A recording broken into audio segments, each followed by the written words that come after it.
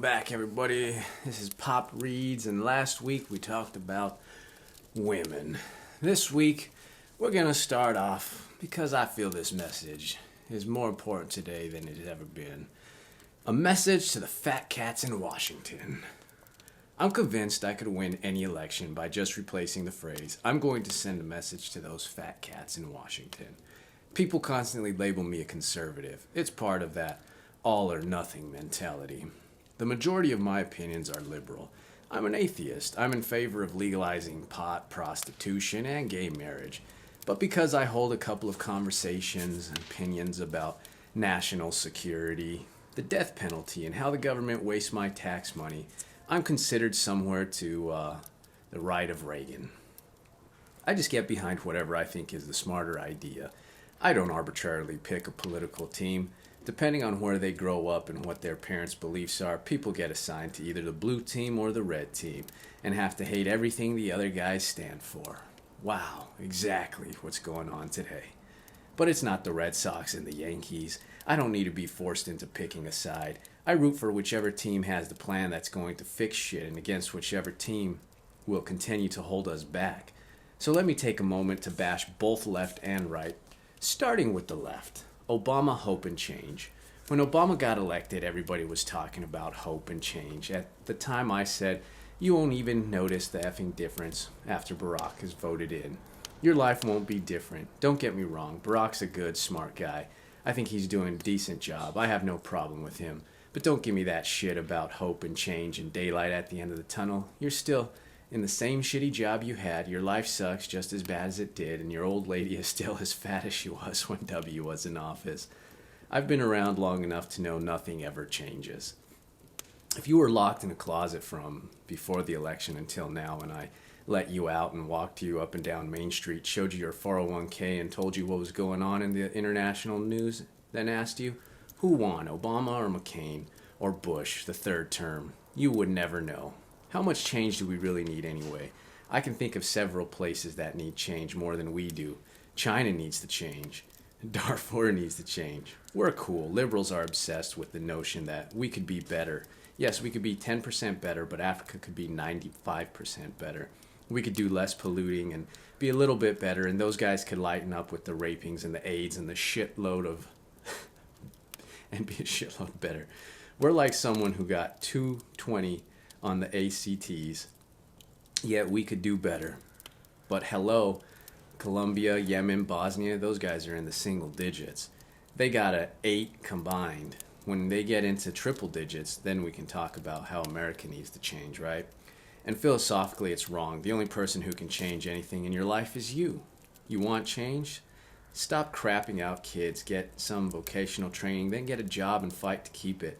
It's so naive and pathetic that every 4 years when an election comes up and I have to watch all the formally intelligent people around me start going bananas for one candidate. As if that candidate gives a shit about their lives. As if the policy that candidate enacts is going to affect the lives in any discernible way. A good economy and not being depressed are the only things anyone should ever care about. The Patriot Act. When the Patriot Act came back in the news in 2005, every single one of my faggoty left Hollywood friends squealed like a stuck pig. I don't want the government eavesdropping on my email exchanges or listening in on my cell phone conversations. Everyone's had their cargo shorts in a bunch over it. I was the only one I knew who was like, hey, Agent 00 douchebag, if the government intercepts any of your emails, all they're going to find out is that you're not funny. And how about spending a little less time worrying about the government and a little more time focusing on your narcissistic disorder? That one leads you to believe the government actually gives a shit about you. That's what it is. It's narcissism. The government wants to listen to my calls. They want to invade my privacy. This is the religion of the secular. You never hear this Patriot Act shit from the religious right. Religious people don't fear Big Brother. They already have a personal relationship with the biggest brother of all. Here's the deal. The human brain can't handle the idea that there is nothing. There's no God and there's no rules. We can't deal with our own responsibility for our actions and choices. We can't deal with our own responsibility for the actions for our actions choices. Wow, I repeated it. It must have been important. We can't deal with our... So we invent an eye in the sky that is watching us. For some people, it's Jehovah, Allah, or Santa Claus. To the San Francisco atheists, it's government satellites. Not that the conservatives don't have their own form of narcissism. The counterpart to the privacy pussies on the left are the paranoid gun nuts on the right who think Obama's going to take away their AK-47s. He's coming into my house for my gun. Listen up, dipshits. Of all the political stripes, no one from the ATF is coming for your gun. And no one from the NSA is reading the email you wrote your life partner about top model. And this is the challenge I always make to the contrarians. It's the same one I offer to the secondhand smoke idiots. Cite me one instance, one time when you or your family member or even a coworker got their computer confiscated, and I apologize, you can't. So shut the F up and focus on your master cleanse. Unlike you, I don't believe the government is evil. I know there's this fear that once the government is allowed to monitor your cell phone conversations, the next thing you know, it becomes Soylent Greens and Logan's Run. When I was born, I was assigned a number. When my two twins were born, they each got a 9-digit number assigned to them. And guess what? When you were born, the government gave you a number too. It's a social security number. They assigned it to you so they could keep track of you and take money from you your whole effing life. So we should all be over this. Don't pay taxes for a couple years and see if you don't receive anything in the mail from the government. Believe me, they know who you are and where to find you. And if you don't pay them with the money you owe them each year, they'll take it out of your check without your permission. To all my Hollywood liberal friends who are worried about their civil liberties being invaded, I've got news for you. You're already living in a police state. You just don't know it. Don't believe me? Try converting your garage into an office without asking the city for permission first. And if you go through an intersection a millisecond too late, a camera will take a picture of you and send it to your home address. You can't even smoke a cigarette on the beach. If you grow a pot plant in your backyard, you'll be arrested. Your stoner flunky kid can't apply for a job at the post office without a background check and a urine sample. Yet, UFs are worried about the man reading a couple of your emails. It's one of the few activities the government participates in that doesn't involve extracting money from us and may possibly prevent a commercial airliner from hitting a football stadium. And you narcissistic douchebags want them to stop. If you really want to focus on the government and your civil liberties, how about the fact that every cent I make from January 1st until the middle of May each year goes to the government? How about you self-righteous Fs start working on that? Big Pharma. Another thing my liberal friends like to complain about is big pharmaceuticals.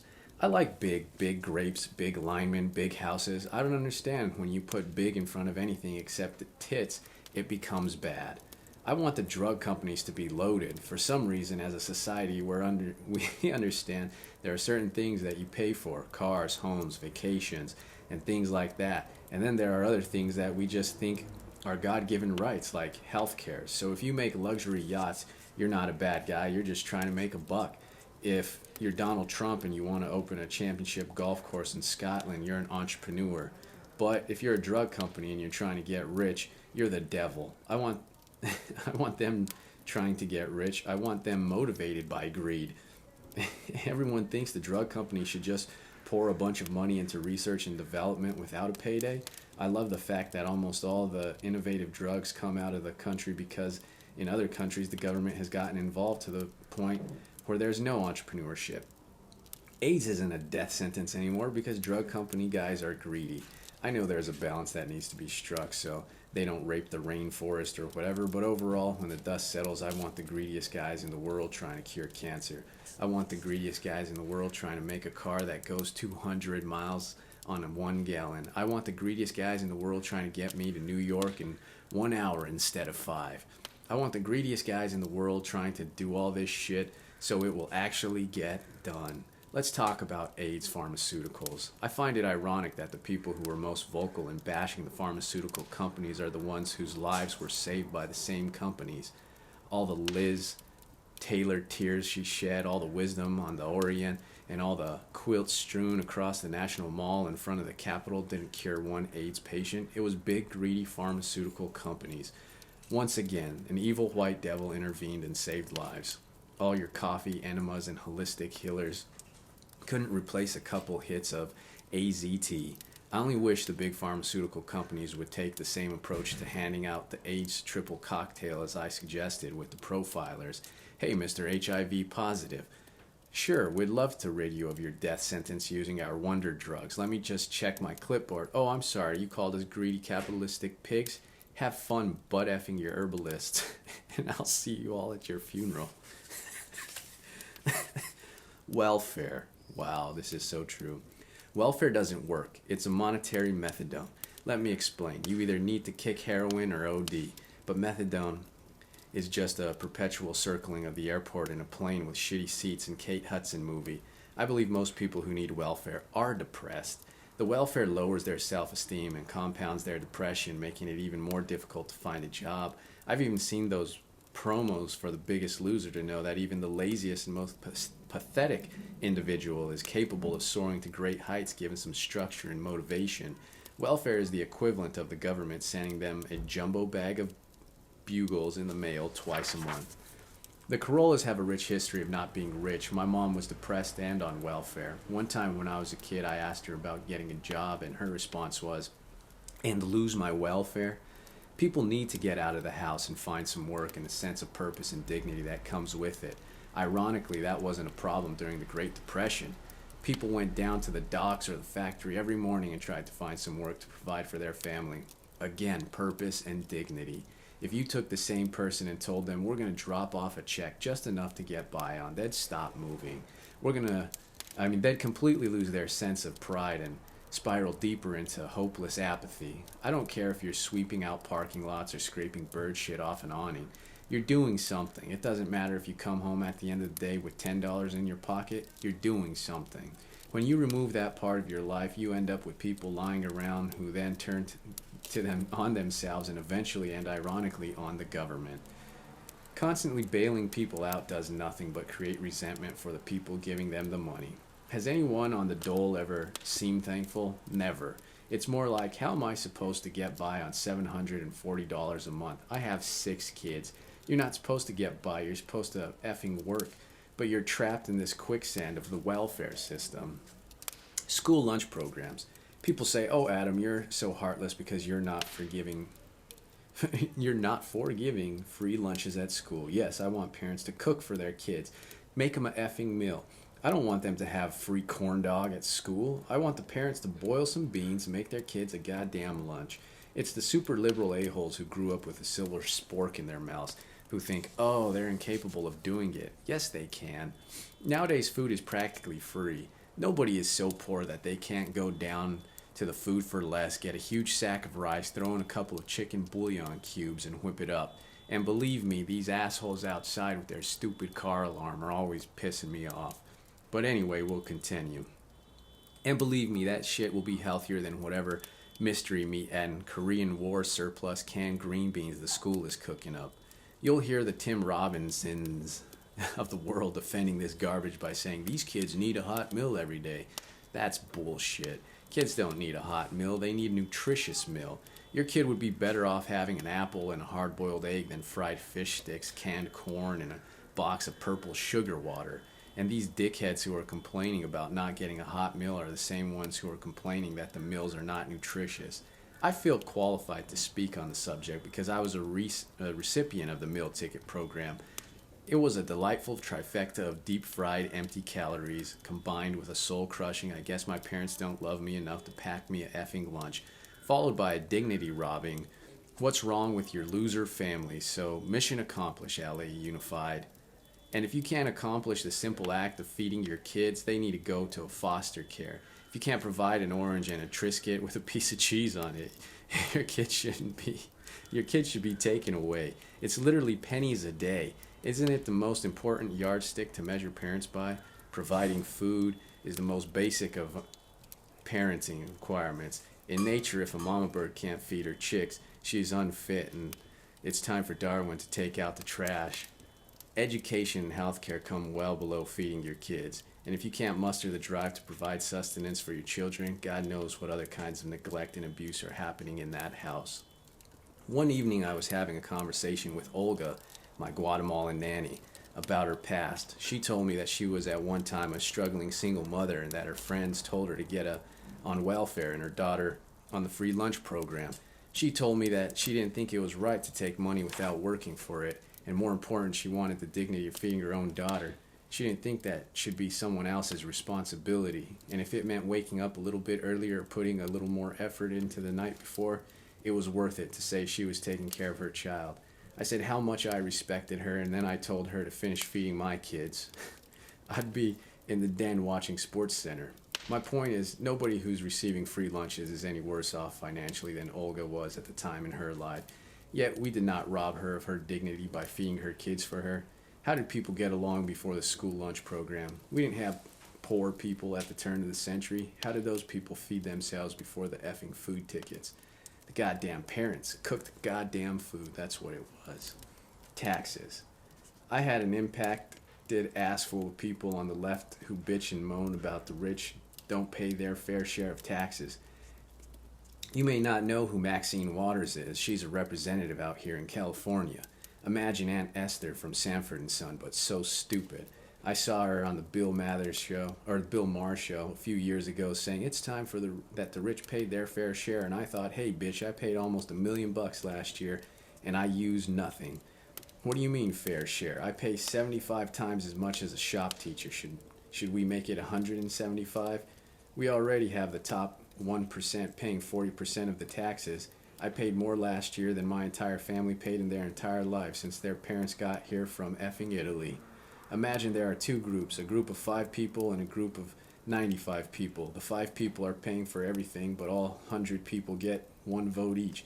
So the 5 people who are paying for everything get 5 votes, and the 95 who aren't paying for anything get 95 votes.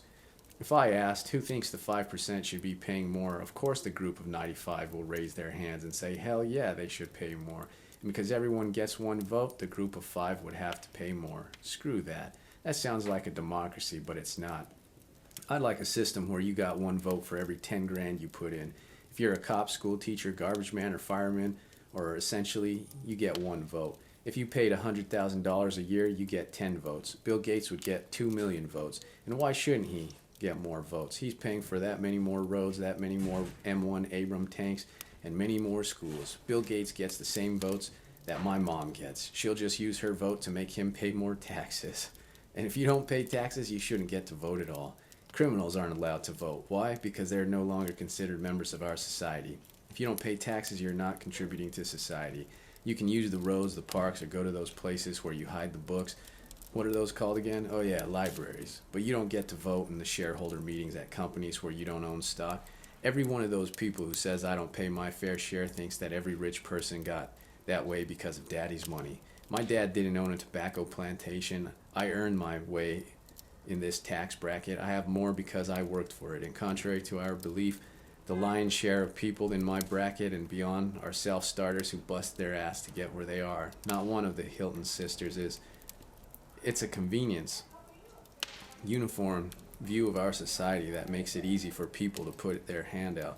So let's call it what it is, envy. What are you really saying is, why do you have so much stuff? Why do you need 10 cars? People used to look up to rich guys to aspire to be like them. Now they resent them because they feel ashamed. Those guys used to wear ascots and monocles and flaunt their success. Now they dress down to conceal it. This is entirely what terrorism is about. They can't stand their lifestyle, they can't stand our prosperity, and they can't believe that their God is letting us prosper over here while they live on the dirt floor and use goat-flavored toothpaste. So what they do is pray to Allah, but Allah is not there. So what happens? Our skyscrapers get taller, our limousines get longer, our chicks' tits get bigger, and these guys get more pissed and fly planes into our buildings. It's all based on envy, turned into resentment, turned into low self-esteem, turned into rage. I probably wouldn't even mind paying more taxes if I thought for a second the government was using my tax money effectively. I once talked to Heidi Fleece about how much manpower it took to take her out and nearly lost my mind. How many hours can the cops waste on things we don't care about? If J-Lo hires security, they do whatever the F J-Lo tells them to do because she pays them. We're J-Lo. We pay the cops, so they should do whatever the F we tell them to do. We don't want them busting prostitution rings and cannabis shops. And I'll have to send my kids to private school because Maxine Waters and her buddies in the teachers union effed up our public schools so bad that they're unusable. If there was any direct link between the money I gave you in my life, I'd gladly turn it over. But if you dial 911, you get a busy signal, and the only thing in this town that doesn't have graffiti on it is potholes. I'd like them to focus on doing a better job with the hundreds of thousands of dollars I'm currently giving them instead of focusing on doing a better job extracting more money from me. Why can't we just go with a flat tax? I think the government likes that. No one understands how that system works. That way, we just dump our money in a hole, never expecting to see it again. The government is a giant corporation with no competition that constantly is trying to keep you off balance so it can siphon more money from you. The clue and torture. Oh, ACLU. The ACLU recently lobbied for some of the records about torture techniques to come out, and one of the techniques that everyone on the left was appalled by is that some agents went into another room, fired a gun, and then told the guy who they thought bombed the USS Cole, we just shot your partner. They didn't really shoot him, they just went into another room and fired the gun. Are we turning into such cock-chugging homos in this society that we're really upset about this? If this was a Bruce Willis flick and he did this, you'd be cool with it, wouldn't you? He'd still be the hero because he had to figure out where the guy planted the dirty bomb in Chicago. I always said that about waterboarding. When everyone was freaking out about it, I said, well, it doesn't harm them, and they'd reply, but they think they're going to drown. You've seen those action movies where the guy hangs the kidnapper by his ankles on a 12-ish story balcony, and he says, okay, I'll tell you where your daughter is, and then he pulls the kidnapper back onto the balcony. Isn't it like that? Have we turned into such a nation of pussies? Why do we have to act upset? I feel as if being waterboarded by your tears. Why can't we say, that sounds like a good idea to me? They're not just effing around, they're trying to get information that will save lives. Why do we act as if they're just trying to get a recipe for a gazpacho out of these guys? We're trying to prevent terrorist acts. What is your argument?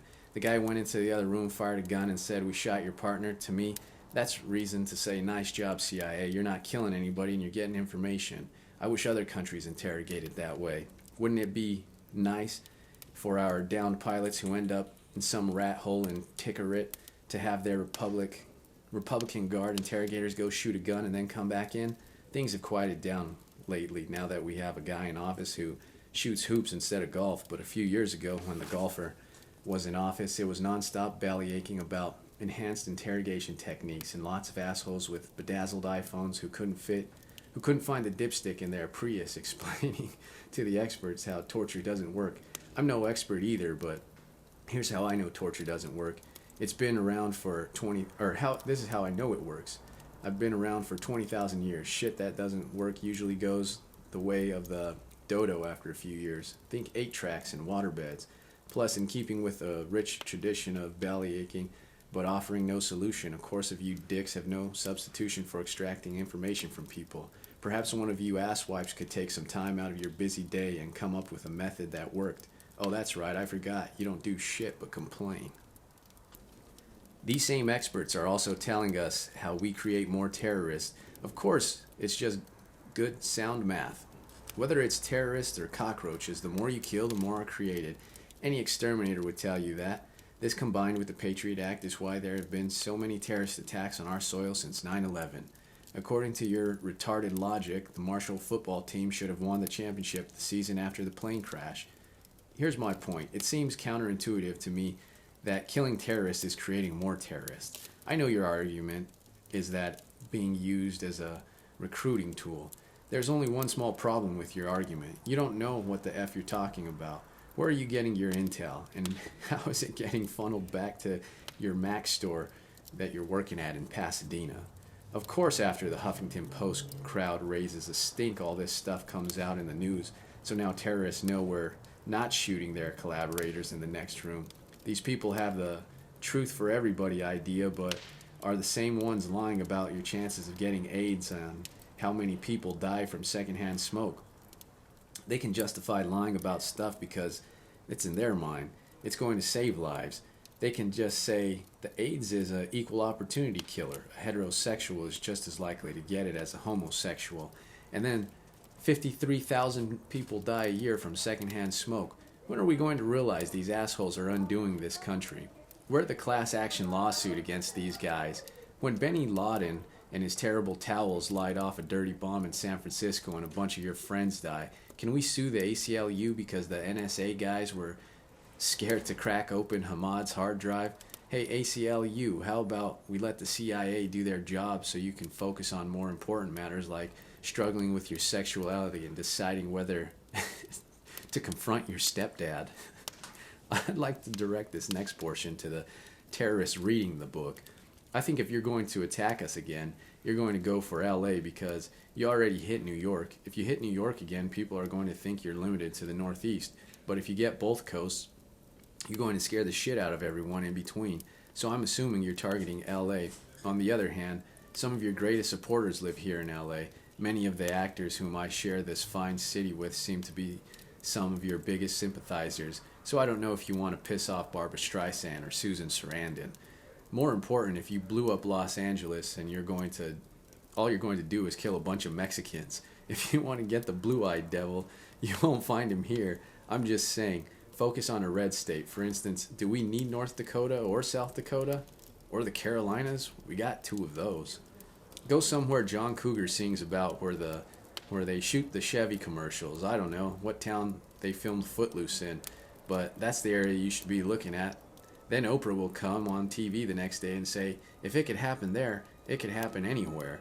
We'll all be officially terrified and you can get back to the important work of throwing rocks at women who read. Immigration. Second only to torture doesn't work is the retarded statement category is fences don't work. So all those East Berliners who drove around in 2-stroke cars and ate stale bread for 40 years should have just strolled into West Berlin and gotten themselves a breakfast burrito. Boy, they must be embarrassed having spent all those years trapped behind a fence that didn't work. And what about all those crazy Jews in their concentration camps? You want to talk about suckers? I have a serious question for all you dipshits that say fences don't keep anyone out. What if you just remove the fence around your fat kid's private school so that any homeless guy or pedophile could wander onto campus willy-nilly? Would you have an issue with that? I'd love to torture one of these no-fence fucknuts until they admitted fences do work. And do it in front of one of those torture doesn't work idiots to kill 2 bird brains with 1 stone. As far as immigration goes, I can't speak for the rest of the country, but I do feel as though I'm well qualified to speak about California versus Mexico. First things first, there's nothing magical about the topsoil in San Diego or cursed about the topsoil in Tijuana. The border is just an arbitrary stripe that runs along a patch of desert that eventually drowns into the Pacific Ocean. The reason San Diego is better than Tijuana is that we made it that way. And to be fair, although it's going to sound unfair, Tijuana is a piece of shit because they made it that way. No matter how hard you lean to the left or how much you agree with Al Franken, I think you'd have to admit that if your kid was picking out a college or a dentist or a place to have an emergency appendectomy, you would pick the U.S. over Mexico anytime. So far, I don't think I've said anything that couldn't be construed as a universal truth, no matter what side of the aisle you're on. Now comes the part where you'll get to call me a bigot, even though you know I'm right. I know that if you take a large enough group of anything, beavers, Mexicans, fire ants, and place them on the other side of an arbitrary line on the ground, it will be business as usual for them. And since we already agreed business as usual was not a great plan for our kids and their orthodontics, then something needs to be done. Mexicans aren't bad people, and they're not good people. They're just a culture. And at some point, when there's enough of them, our culture will be usurped by their culture. And somehow, me not wanting that to happen makes me a grand wizard in the clan. The problem is, their skin color is darker than ours, and we formed a culture where being called a racist is worse than being called a pedophile. People are afraid to speak up, so let's remove the skin color for a minute and replace Mexicans with Polish. The second largest city in this nation, Los Angeles, has a Polish mayor. We have arguments over whether our teachers should instruct in both English and Polish. If you call information, the first 5 words you'll hear are in English and the next 7 are in Polish, telling you to say Polish if you want assistance in Polish. When you go to the ATM and you have to pick English over Polish, chances are if you call a wrong number, the guy on the other end will have a thick Polish accent. The top 3 radio stations will all be Polish speaking, and I could go on for another 10 pages. Now all I'm saying is we don't need another Polish restaurant. I'm not saying the Poles are bad people. I'm saying I don't want my kids to be raised in Poland. I believe in their heart of hearts, and super lefty, open border people agree with me. The problem is that the only time they take their boyfriend's cock out of their mouth is to call me a bigot. Now on to bash the right. Anti-gay politicians. A politician can say, I'm against gay marriage, I'm traditional that way, and I think all right. But when the guy starts really digging in and introduces legislation to ban them from holding hands in public, he's gay. He cares too much about something that doesn't affect him. I don't trust a guy who's extremely interested in shit he shouldn't care about. When my kid is old enough to go away camping, I want to get to the group of dads in a room and say, who wants to take the kids up to Mount Pinos for the weekend? And if one guy's hand flies up, he's out. I'll say, sorry, Bert, you're out. Your hand flew up too fast. I just don't trust you. As a straight man, your attitude about the gays should be great. More pussy for me. You should have the same feeling about gays as you do about a team you don't follow. So be it. You're rooting for your team. If they want to trade a quarterback and get a new mascot, who cares? That's their business. You should be aware that they exist, and when your team plays them, you should hope that your team kicks the shit out of them. But you didn't grow up in that town or go to the college, so who gives a flying F? Once you start protesting too much about that team, what that team is doing, something tells me you might have some of that team's colors running through your blood. The HPV vaccine. In 2007, Texas Governor Rick Perry mandated that girls in the state get the HPV vaccine because of that. He took heat from a bunch of right-wing Christians. My wife lost one of her best friends to cervical cancer. She was 44 or 34. Is that what you want? You want that for your daughter? I know you're religious and uptight about sex, but it's not like if she gets vaccinated the next day a bunch of truckers are going to tag team her on the pool table. It just means she's vaccinated. If you get vaccinated for leprosy, you don't get dropped off at a leper colony the next day. These guys are just idiots trying to slow down progress. They're all nuts about God and then accuse doctors of playing God. Well, which is it? Do you love the guy or not? If you do love him, how about we play him? It's like a tribute. Look at the Halloween. I'm dressing up as God, or a Beatles cover band. Not the real thing, but still a good time. Jesus mania. Anti-euthanasia voters. The playing God argument comes up every couple of years when a state puts on a euthanasia law on the ballot. Someone whose body is riddled with cancer or is in the final stages of ALS has zero quality of life. Imagine going to bed every night not knowing if you're going to choke to death on your own saliva. How bad do we want these people to go out on their own terms? Taking them off a feeding tube is not playing God. Hooking them up to it is in the first place. What about organ transplants or Dick Cheney's heart surgery? Isn't that playing God? A lot of these same folks are for the death penalty but just got done bombing an abortion clinic. Pretty sure that's playing God, of course. These dummies will offer the slippery slope argument. Sure, one day you're removing the breathing tube from a brain-dead 99-year-old, and then the next thing you know, your perfectly healthy son goes in for his Pee-wee football physical and the doctor snuffs his life out with a pillow and there's not a damn thing you can do about it. Dr. Kevorkian made it possible for people who were suffering with terminal illness to pass with dignity. The state of Michigan spent millions of dollars, taxpayers' dollars, prosecuting and eventually incarcerating him. When just outside the courthouse on the streets of Detroit were boarded up storefronts and a bunch of homeless people who should have been in mental hospitals or in rehab, but there weren't enough beds because all the taxpayers' money was spent on a bunk for Kevorkian. The war on drugs. Politicians in both parties are guilty of perpetuating this, but the liberals are definitely on the correct side. I go nuts when I read about how the DEA spends on pot versus what they spend on crystal meth. There are certain drugs that when you get beaked out of your brain on them, you look around for the worst imaginable thing you could do. Meth does makes you do evil things. Weed makes you eat pie fillings straight out of the can. I'll put it this way. Who would you rather have living next door to you, a bunch of fish heads or a bunch of meth heads? The first group might keep you up at night with your 25-minute guitar solo, but the tweakers are going to steal your stereo, pawn it for meth money, and microwave and rape your cat. A quick note on meth. We can't have 28 different meth capitals. Every time I turn on the news, I hear about the meth capital of America. We need them to fight it out. The biggest meth head from Lancaster, California, and the biggest meth head from Jackson County, Missouri. Sort it out in the octagon. Get Michael Buffer to announce it. In this corner in the heavyweight division, 6'7", weighing in at 119 pounds, When the history books are written, the prohibition of marijuana is going to look like the prohibition of alcohol in the 20s and 30s. Our grandkids will think we're idiots. There was an ad that came out shortly after 9/11 saying that if you smoke marijuana, you're funding terrorism. No, the fact that the government made it illegal funds terrorism.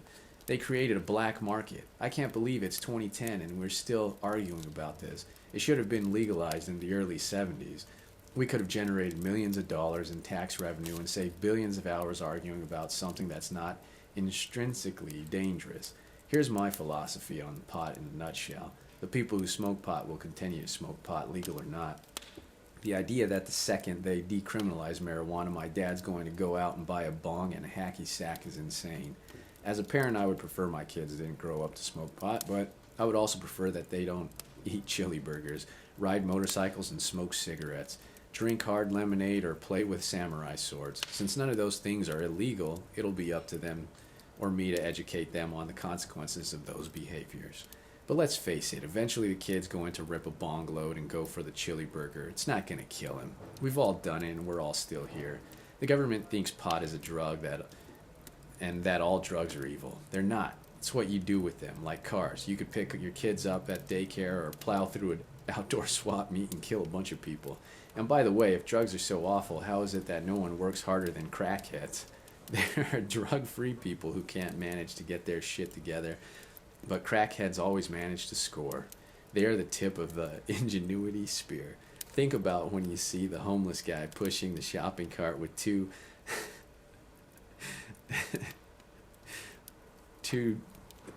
giant-sized bags of recycled bottles and cans. He spent 2 days dumpster diving and 3 hours at the recycling machine in the grocery store parking lot, feeding those filthy cans into the crusher so he could get the equivalent of a pack of Sweet and Low to put up his nose and in his veins. And he had to steal the shopping cart. It's testament to the tenacity and initiative of the American drug addict. Back to attacking the government, let's not forget the intent to distribute shit. If the cops pull a guy over with more than a couple of joints worth of weed in his car, they hit him with an intent to distribute charge. Maybe he just loves weed. That's like the cops pulling me over and I have a boner and charging me with the intent to rape. Where's the NRA when it comes to this stuff? They're constantly squawking about your rights in the Constitution and the big government. Charlton Heston used to shout out about taking guns from his cold dead hands, yet these hypocrites have no problem with me getting my house confiscated and auctioned if I grow a pot plant in my backyard. No issue with that, huh? What's more dangerous, a bong or a bazooka, you idiots? My overall problem with the right is that they're foot draggers. They don't understand that in the near future, gays will be allowed to marry, marijuana will be legalized, and stem cell will be used to repair their organs. It's called progress. It's what societies do. And history isn't kind to those who don't recognize that. In my mind, these topics are no different than the 2 sets of drinking fountains installed for whites and Negroes. We'll burn millions of hours arguing over it. There'll be a few rallies. A few people are going to get hit with fire hoses, and 25 years from now, magically every politician will have been for gay marriage back in the day. Then there are those certain political issues that both parties participate in. They cover the dipshit spectrum all the way from liberal pussy to conservative dickhead. Which brings me to the lottery. This is the state-sponsored gambling. It's hypocrisy of the highest order. I can't play blackjack without driving to Vegas or an Indian reservation, but every time I'm at a liquor store, I get stuck behind some dropout playing his lucky numbers. First off, you're buying a pint of Malibu rum and a lotto ticket. You don't have lucky numbers. Second, I know you don't have anywhere to go, but I do, so speed it up. I don't understand why it takes so long to play a lotto ticket. I know you've got an eighth grade education and numbers are confusing, but pick up the pace. There should be special liquor stores with signs that say "Welcome, idiots," where you can get your lotto tickets, Slim Jims, malt liquor, and then one of those for the rest of us smart people so we can get our booze and move on with our effing lives. The lotto is the pinnacle of loser mountain. This is a horrible message for elected officials to send to their constituents, and a worse message for you to send to yourself. Participating in this government-run scam is you announcing, I'm a loser, I can't get my shit together and get a job and an education and pull myself out of poverty. I have one shot at life, and that's to hammer my welfare check, put it on my slippers, put on my slippers and bathrobe, shuffle down to the liquor store, pick up some lotto tickets, and maybe God will smile on me. You've officially waved the white flag of life and declared, I give. Around Christmas time, you'll hear radio ads for lottery gift certificates. This is assfoolery on a level that can't be measured by the test of instrument. Not only are you a loser for buying lottery tickets, now you're trying to indoctrinate your friends and relatives into your brain-dead cult. You're giving someone a slip of paper so they can haul their ass to the 7-Eleven to get another slip of paper. Why don't you just burn the $5 in front of them and save the trip? Recently, I saw a TV ad for the local lottery, and the Garcia family wins the lottery and rents out Dodger Stadium for a family reunion barbecue. Think about how horrible this message is and who it is geared towards. The state of California is saying, let's tell the people who can barely make ends meet and have a 50% dropout rate that their only shot is to throw what money they have into a lottery and pray that the Virgin of Guadalupe it works out. Even worse, they suggest that on the minuscule chance they do win that, they should immediately blow the money on an extravagant party for mooching relatives. How about investing the money in T-bills or Microsoft stock? Nope, let's rent out Dodger Stadium, get a shitload of carne asada, go downtown to the world's largest piñata. The tagline for the commercial is, imagine what a dollar can do. I'll tell you what a dollar can do. It can go into the bank or a effing mason jar toward a college fund or bail. This reminds me of a great joke that I heard when I did the new Gong show. What has 5 balls and rapes Mexicans? The lottery. And 50% of the money that goes into the pot never comes out. Plus, if you win, you get the choice between barely half of the money you won in a lump or a 20-year payout. Can you imagine applying that math to a Super Bowl office pool? The employees would burn a effing building down. Of course, the defenders will talk about how the schools benefit from the lottery proceeds. Oh, you mean the schools that I can't send my kids to because they won't get educated and will get shot? Yeah, those schools. Our public schools have metal detectors at every entrance, barbed wire on the fences, and textbooks that look forward to the end of the Korean conflict, welcoming Hawaii as a state. Public schools are essentially co-ed prisons with worse food, so don't give me that bullshit about lottery money going to the schools. To you assholes who defend the lottery, one question. Were the schools in California better before or after the lottery? And I am the only one who finds it ironic that the proceeds from the state-sponsored Ponzi scheme go toward an institution that's supposed to exalt the virtues of hard work, dedication, and preparation. If a school counselor suggested to one of his students, sorry, I'm just picturing a dude, that the student should cross their fingers and play the lottery, he would be shit-canned. The schools. Everyone wants to know what's wrong with public schools these days. The dropout rate is through the roof and the test scores are in the toilet. What happened to the teachers? Nothing. I'm sure the unions haven't helped and the teachers are doing a horrible job, but let's take a moment to focus on the families. First of all, what's a teacher supposed to do when a kid drops out? Jump onto a horse with a cargo net, go after the kid like it's Planet of the Apes? It's up to the parents to make sure their kids attend school each day. We love to blame the system for everything. The bottom line is the system isn't the thing that's changed. The families have changed. Let me give you a quick personal example. I went to North Hollywood High in the early 80s. It was a large public school with almost every culture represented. The teachers weren't great. The school was more than 50 years old and not exactly state-of-the-art. And the football field was mostly dirt. My group of friends consisted of Mexicans from the North Valley, blacks bussed in from Compton, white trash from the Mid-Valley, and Jews from the hills. We all attended the same classes and had the same teachers, but at the end of our senior year, while my Jewish friends went off to Cal, Stanford, and UCLA, we went off to work at Wendy's, Carl's Jr., Arby's. Why? Their families were intact. Their parents cared. They made sure their kids did their homework, and they made education a priority. So to be fair to the teachers, it's not their fault. I'm sure teaching in a public school now is exactly the same as being a guard at a juvie.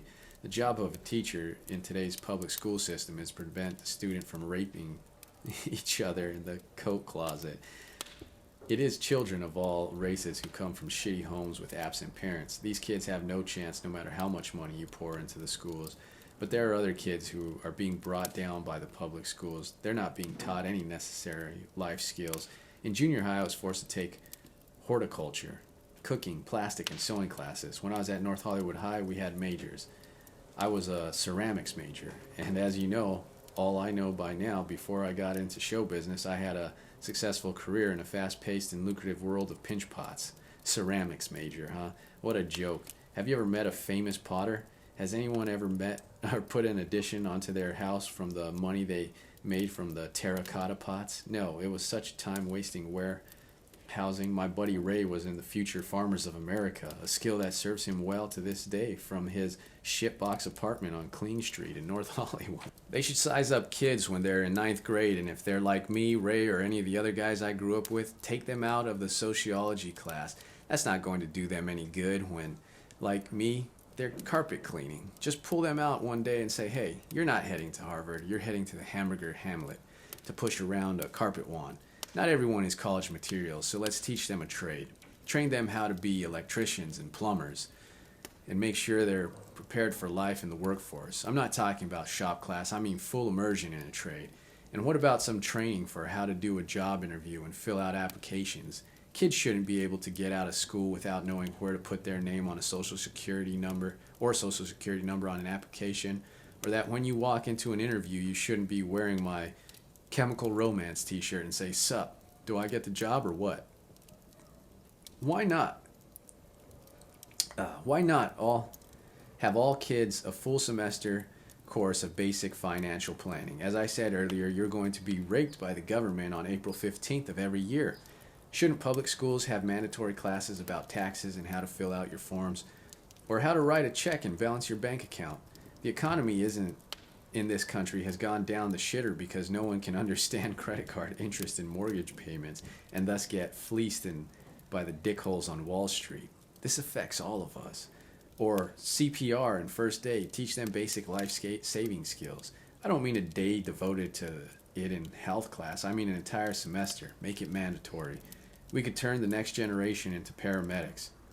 Not necessarily someone who can administer an IV or a morphine, but someone who could save your life or kid's life if he was drowning in a pool, or put a tourniquet on you if you get shot by one of the other dropouts from the public school. Child abuse.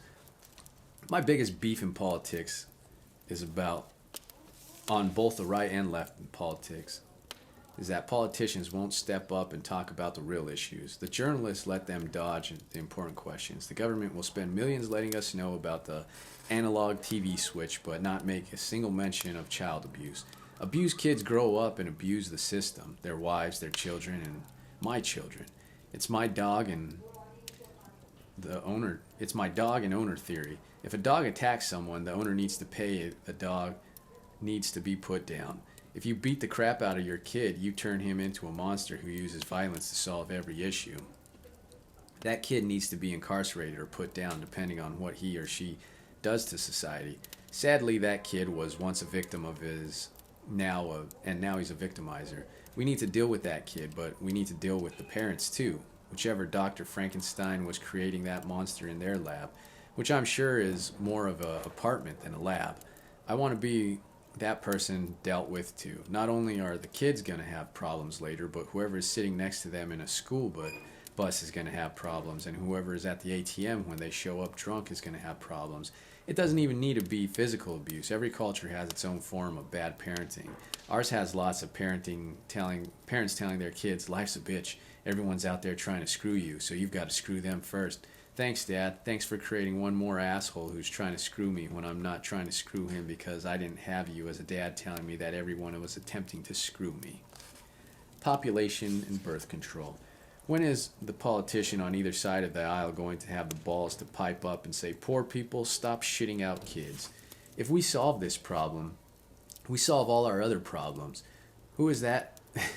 Who is it that's filling our prisons? Who is it that's filling our soup kitchens? Who is it that is uneducated on the dole? Who is it that's getting pregnant as teenagers? Who has no insurance and is getting strung out and filling up the emergency rooms? Unwanted kids. When parents start focusing on raising a family and having 2 kids instead of 9 is when all the world's problems go away. That's when the prison guard get to go home and you get to leave your front door unlocked at night and your laptop on the dash of your convertible. Then these unwanted kids go on to have their own brood of unwanted kids, and so on and so on and so on. But it never gets addressed. Half of the guys in the NFL talk about how they never knew their dad and that they were one of 12 kids. And we just applaud this mom instead of saying, this is fucked up. And having that many kids is in its own form of child abuse. When the politician hits the campaign trail, there's a lot of talk about the hardworking families on Main Street and the single moms who have to hold down 3 jobs.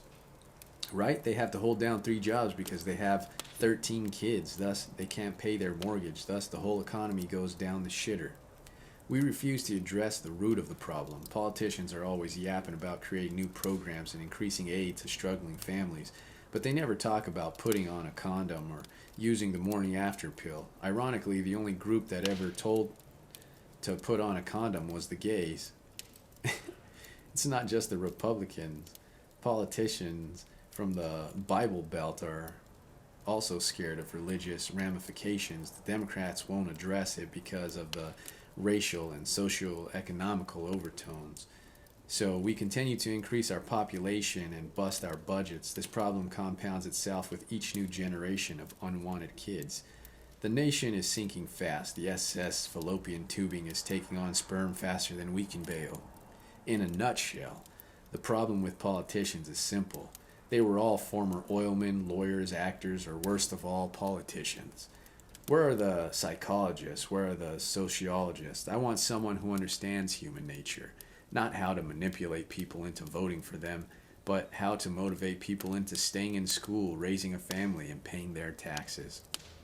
If these hypocritical Fs would see a shrink on Saturday instead of going to the photo op on the church steps on Sunday, we'd all be in a much better position.